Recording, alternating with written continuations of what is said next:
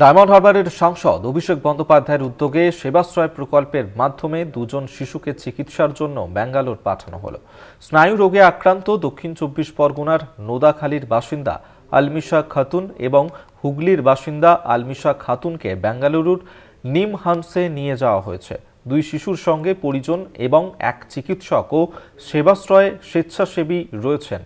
নেহা মাঝিকে আগেও ফিজিওথেরাপির ব্যবস্থা করে দেন অভিষেক বন্দ্যোপাধ্যায়। আমি ডক্টর সুরজ হালদার। বাচ্চাটির নাম আলমিশা খাতুন। বাচ্চাটির জন্মের সময় বার্থ অ্যাসফিক্সিয়া ধরা পড়ে, মানে ওর শরীরে মস্তিষ্কে লাংসে পর্যাপ্ত পরিমাণ অক্সিজেন না যাওয়ার কারণে একটা স্টিফনেস ওর মধ্যে সবসময় কাজ করে এবং সেই জন্য বাচ্চাটি ভীষণ কষ্ট পায়।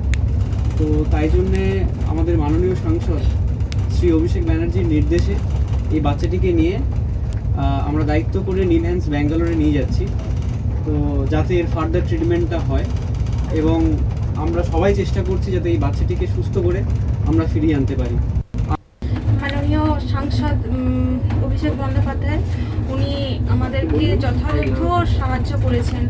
আমরা এতই চিন্তার মধ্যে ছিলাম, উনি আমাদের সঙ্গে দেখা করে